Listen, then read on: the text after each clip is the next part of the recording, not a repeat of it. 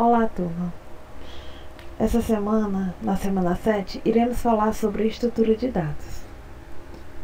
O que são estruturas de dados? São estruturas que podem armazenar um conjunto de valores e fazer algumas operações com esses valores. Mas variáveis também, nós não podemos armazenar valores e fazer algumas operações, como somar, subtrair. Sim, mas a diferença de estrutura de dados para variáveis simples é que nas variáveis simples nós não podemos armazenar um conjunto de valores, certo? Uma variável simples, ela referencia apenas um valor. Já essa estrutura que nós vamos estudar aqui, como os arrays, que comumente nós chamamos de vetores, nós podemos armazenar aqui vários valores, um conjunto de valores nessas variáveis. No Python, nós temos uma forma especial de implementar essa estrutura de dados, que é o tipo lista, certo? A diferença do tipo lista para os arrays que vocês podem encontrar na internet, na literatura, em suas pesquisas, é que esses arrays que existem na maioria das linguagens de programação, geralmente eles armazenam um conjunto de valores do mesmo tipo. Já no Python, uma lista, ela pode armazenar um conjunto de valores de qualquer tipo. Então, uma lista em Python é um conjunto de valores onde cada valor é determinado por um único índice. Os valores que compõem uma lista são chamados de elementos. Então, eu estou aqui definindo uma lista A e o conjunto de valores expressados aqui por colchetes. Então, eu tenho o valor 1, vírgula, valor 2, vírgula, valor 3. Se eu perguntar qual o tipo de A, o Python vai me responder que o tipo é lista. E cada elemento da lista é acessado por um índice numérico e inteiro. Então, a índice 1, eu coloco aqui A colchete 1, abre colchete 1, fecha colchete.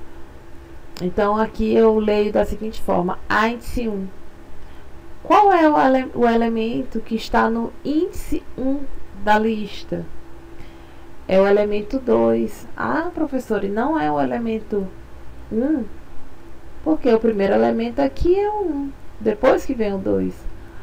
É porque a lista ela é indexada a partir do 0, certo? Então, aqui, A índice 0, que é o elemento 1, e A índice 2 é o elemento 3. E o A índice 3 não existe. Então, isso aqui vai dar um index erro, né? Dizendo que você está além dos limites da lista, né? Não existe esse índice na lista. Cuidado com esse erro, ele é bem frequente. Já havíamos falado, quando nós falamos de estruturas de repetição, sobre a função range, né? E essa função, ela cria uma lista de números inteiros, né? Então, você passa aqui os argumentos da função range, 1,5, por exemplo. O que ela faz? Ela devolve uma lista com todos os inteiros do primeiro até o segundo argumento, certo? Só que na lista ela inclui o primeiro, mas não inclui o segundo. Então, vejam que o número 5 não aparece na lista, apenas o número 1, certo? Então, do 1 ao 5, ela faz a lista de inteiros, excluindo o 5. Se você colocar um argumento apenas, o range, ele vai criar uma lista iniciando do 0, certo? De 0 até 10, excluindo 10. E se você colocar um terceiro argumento, 1,10,2, vai ser uma lista de 1 a 10, excluindo 10, espaço 2, né? Dois valores sucessivos entre os números, ou seja, de 2 em 2. 1, aí o próximo, 1 mais 2, 3, mais 2, 5, né? Então, de 2 em 2, ela faz uma lista de 1 a 10. Como eu falei no primeiro slide, as listas podem possuir qualquer tipo, né? Maria, João, Pedro, é uma lista de strings, aqui uma lista de inteiros, né? E esses elementos podem ser de tipos diferentes dentro da mesma lista. Por exemplo, aqui eu tenho o elemento string, o próximo elemento já é um real e o outro elemento é inteiro, certo? E podemos também ter uma lista dentro de lista, que é o que nós chamamos de lista aninhada, né? Então aqui vejam que eu tenho um colchete aqui, eu tenho outra lista, então eu vou ter uma lista de 4 elementos, sendo que o primeiro é um string, o segundo é um float, o terceiro é um inteiro e o quarto elemento é uma lista, certo? As instruções para gerar uma lista de inteiros consecutivos é através da função range, ela gera inteiros consecutivos, certo? Se eu pedir, faça um programa para gerar todos os números de 1 até 10, aí você vai colocar range 1,11, gera todos os números inteiros de 1 a 10 consecutivos. Se quisermos ter uma lista sem elementos, é o que nós chamamos de lista vazia, é uma lista que abre e fecha colchete sem nenhum elemento. Isso é o símbolo de lista vazia. Nós podemos imprimir uma lista através da função print x, ou list, né? List x, certo? Então, definir aqui uma lista x igual a b, c, d, e, f. Através da função print ou list, ele lista os elementos. Então, turminha, como falado no primeiro slide, os elementos eles são acessados através de um índice. Então, eu tenho aqui x igual a lista com os elementos a, b, c, d, e, f. Vejam que x é uma variável composta, não é uma variável simples, é uma estrutura de dados, porque uma variável simples só armazenaria um valor desse, que ela armazena um conjunto de valores. Então, x é uma lista, uma estrutura de dados. E cada elemento desse, se é um conjunto de valores, como acessar cada elemento individualmente? Através do índice. Então, para o primeiro elemento, o índice é 0, e para o último elemento aqui, o índice é 5. Então, aqui são todos os elementos, todos os índices para cada elemento. Por exemplo, se eu mando imprimir x índice 2, quem é que está no índice 2? É a variável, é o valor c. Então, ele vai imprimir c. Índice 0, nós sabemos que é o primeiro elemento. Quem é que está no índice 0? É A. Se eu fizer x índice 0 recebe G, ele vai alterar o valor de A e colocar G aqui. Então, se ele mandar imprimir novamente a lista, não vai ser mais o A que vai aparecer, e sim o G. É G, B, C, D, E, F. A única restrição que nós temos é que esse índice tem que ser um inteiro. Então, você pode utilizar qualquer expressão que resulte em um número inteiro. Por exemplo, eu tenho aqui I recebe 1 e mando imprimir x índice I mais 2. Quem é I? 1 mais 2, 3. Então, ele vai mandar imprimir x índice 3. Quem é x índice 3? D. Então, dentro aqui do índice, você pode fazer qualquer expressão que resulte no inteiro. Certo? Mas, se você colocar um valor real, ele vai dar um erro de tipo, né? Dizendo que devem ser inteiros os valores dos índices, não float. E um índice que não exista, um elemento que não existe, também não pode, né? X índice 8, esse elemento não existe, porque aqui eu tenho 1, 2, 3, 4, 5, 6 elementos. Eu não tenho o x índice 8, eu só posso indexar até o 5, nem o 6 eu não posso, certo? Que o 6 seria o sétimo elemento. Para índices negativos, a indexação é feita a partir do final da lista. Então, eu posso, naturalmente, colocar x índice menos 3.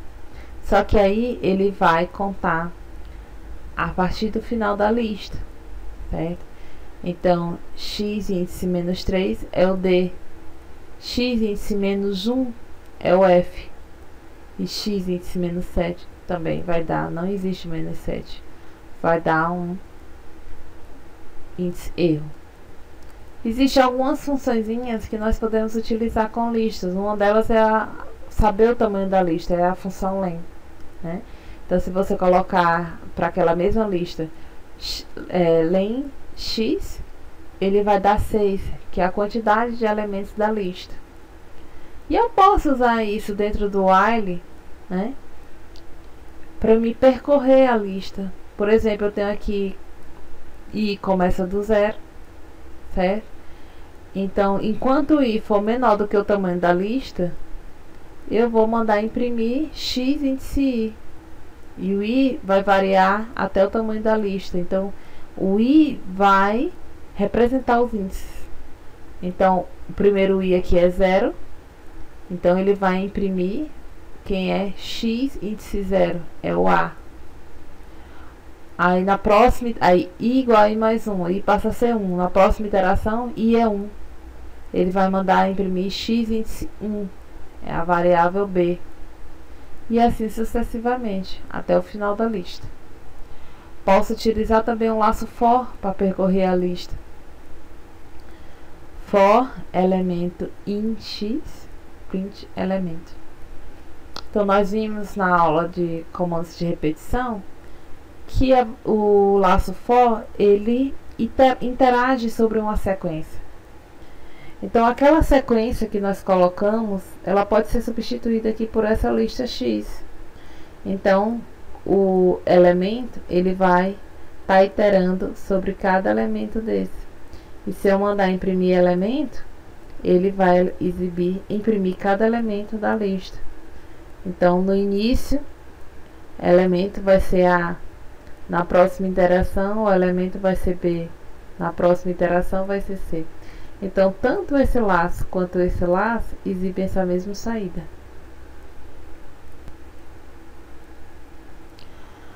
A outra forma, além dessa que nós vimos no slide anterior, nós já havíamos visto essa forma, né, de percorrer uma lista, né, com a função range. Então, eu tenho aqui um exemplo, if for número in range 10. Então, o range, nós sabemos que ele gera uma lista de 1 a 9, né? Aí ele vai aqui fazer um teste. Se o número for divisível por 2, ele vai imprimir o número. Se o número for par, logicamente. Temos outra forma aqui, eu coloquei aqui uma lista, né? Uma sequência de strings. E aí ele imprimiu mês tem 31 dias, e esse mês vai ser janeiro, março, maio. Então, na primeira interação ele vai falar, janeiro tem 31 dias. Na segunda interação, mês vai ser março. Março tem 31 dias. Na terceira interação, maio tem 31 dias. E assim por diante. Podemos testar se um valor ele é um elemento da lista. E aí ele vai me retornar se é verdadeiro ou falso. Por exemplo, para aquela mesma lista, eu pergunto, A em X, ou seja, A está em X, é elemento de X? Aí ele responde true. E G, ele responde false. E testar se um valor não é um elemento da lista, é o not in. W, not in X, verdade, W não é elemento de lista, da lista X. Inserindo um valor no final da lista, eu uso o append. Então, eu tenho aqui a lista X, a mesma. E se eu colocar X, append G, e aí ele vai inserir o G no final da lista. Posso utilizar isso num programa, certo? Então, nós queremos criar uma lista, nós devemos primeiro inicializá-la com vazio, ou seja, a lista está vazia. Certo? Então, x igual a abre colchete, fecha colchete. Se eu não fizer isso, vai dar um name erro. Quando eu tentar acessar o x aqui, ele vai dizer que x não foi declarado. Então, sempre que formos trabalhar com lista em programas, temos que inicializá-lo com vazio. Então, aqui dentro do while, eu pedi para ele digitar um número inteiro. Veja que está convertendo para inteiro. E esse elemento aqui que ele pegou, ele vai fazer x append elemento. Vai jogar esse elemento no final da lista. E no final da lista vazia vai ser o primeiro elemento, né? E assim sucessivamente, até 5. Ele vai adicionar 5 elementos. Então aqui a execução, digite o número 2. Aí ele armazenou o número 2 na lista. Próximo número 3, 4, 5, 6. Então ele adicionou 5 elementos na lista. E se eu fizer aqui for element em x, print element, ele vai exibir todos os elementos. Poderia dispensar o uso do for e colocar apenas print x. Ele ia exibir a lista, tal qual vimos no slide anterior. Como eu falei para vocês no primeiro slide, lista, ela armazena vários elementos, um conjunto de elementos, e podemos fazer algumas operações com as listas, né? Uma operação que podemos fazer é a operação de concatenação através do operador mais. Ele soma duas listas, mas ele não soma cada elemento. Ele concatena. O que é isso? Ele vai colocar todos os elementos da lista B, aqui na expressão C igual a A mais B, por exemplo. Eu tenho a lista A que é 1, 2, 3. A lista B que é 4, 5, 6. A expressão C igual a A mais B, ela tem a seguinte semântica. A lista A vai ser concatenada com a lista B.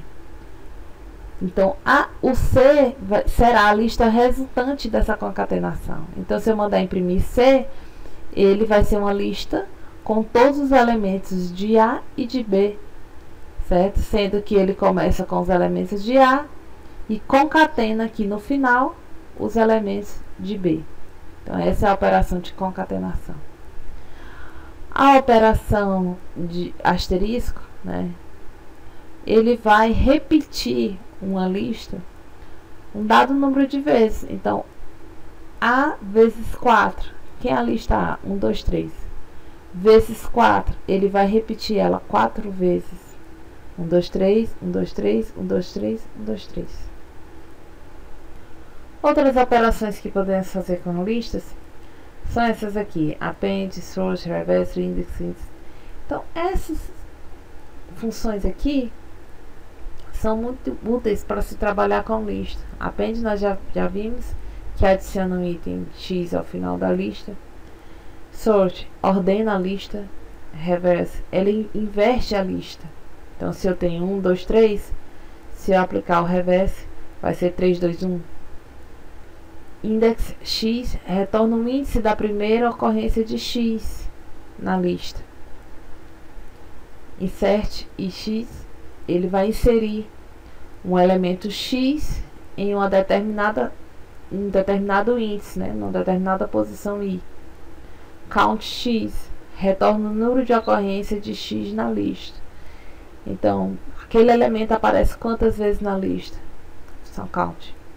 Remove o primeiro item da lista cujo valor é X. Então, ele não vai remover todos, ele vai remover a primeira ocorrência. A função pop, ela remove o iésimo elemento da lista e retorna o valor. O que é iésimo? Iésimo, como a lista é indexada por um índice, então o iésimo é um termo genérico para dizer um índice específico, uma posição específica. Então é o iésimo. Extend L, ele vai aumentar a lista anexando todos os itens da lista dada, né? Então eu posso utilizar o extend como para fazer a concatenação, por exemplo. Clear remove todos os itens da lista. Sort nós já vimos que ordena. Copy faz uma cópia da lista. Aqui um exemplo de utilização de alguma dessas funções. Então aqui eu tenho a lista A com esses valores aqui. Se eu mandar imprimir count A A.count 333 aparece quantas vezes? 2. A.count 66.25 aparece quantas vezes? Só uma. A.count x aparece quantas vezes nessa lista? 0. Se eu mandar inserir o elemento menos 1 na posição 2, então 0, 1, 2. Então na posição 2 ele vai inserir menos 1, ele vai afastar bem aqui, inserir entre esses dois valores o valor menos 1. Append é no final, né? Colocar o valor no final. Qual é o índice de 333? É a primeira ocorrência, 0, 1. Primeira ocorrência, o índice 1. Se eu mandar remover o 333, tem vários aqui 333, ele vai remover a primeira ocorrência. E a reversa, ele vai inverter a lista. Então ela termina em 3, aqui ela termina em 333. Quando ele reverter, 333 vai ser o primeiro elemento e esse aqui vai ser o último. Para ordenar, ele coloca aqui em ordenação crescente. Se eu fizer a.pop e não especificar nenhum índice, ele vai remover o último elemento e ele retorna qual foi o elemento que ele inseriu. Então veja que ele removeu aqui o último elemento. Mas se eu especificar um índice, a.pop2, certo? 0, 1, aqui 0, 1, 2, ele vai remover esse elemento 66, 25. Então x vai receber o resultado dessa remoção, o número que ele removeu, que quando eu pergunto x, ele vai dar exatamente o valor que foi removido. Outra operação que podemos fazer com lista é o que nós chamamos de fatiamento de lista. Então o operador dois pontos, então eu abro aqui colchete n, dois pontos, n, ele retorna uma parte da lista do enésimo elemento ao eminésimo elemento, incluindo o primeiro, mas excluindo o último. Então se eu tenho aqui x, aí eu abro o colchete 2.5, ele vai fatiar essa lista aqui, certo? A partir do índice 2, então 0, 1, 2, a partir do índice 2 é o C, certo? Até o índice 5, então de 2 a 5, do índice 2 ao 5. Só que a fatia que ele traz, ele exclui o último índice. Então, ele retornou a fatia CDE da lista, certo?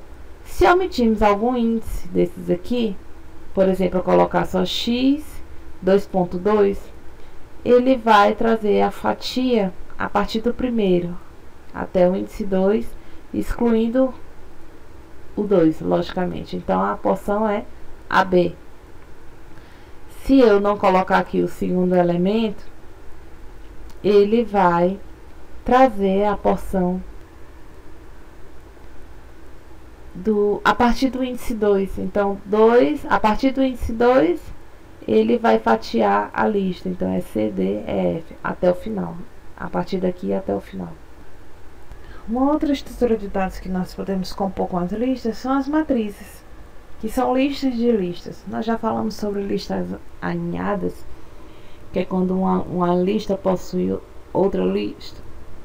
Então aqui nós temos a definição de uma matriz como sendo igual uma lista com 3 elementos, sendo que cada elemento é outra lista. Então a representação matemática dela é essa daqui, né? Representação gráfica usual que nós temos. Só que aqui no Python nós indexamos linhas e colunas começando do 0. Então, que elemento é esse? É o elemento linha 0, coluna 0. Então, 1 está no índice 0, coluna 0. E o elemento 5, linha 1, coluna 1. Então, para acessar um elemento desse específico, eu vou utilizar dois índices. Quem é matriz de 1 é 5. É só olhar aqui, ó. 1, 1, 5.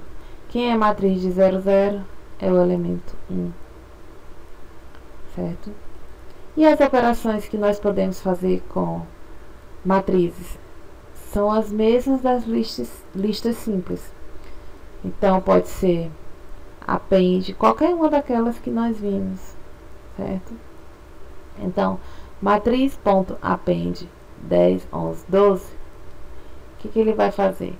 Ele vai adicionar mais uma linha com essa lista, ok?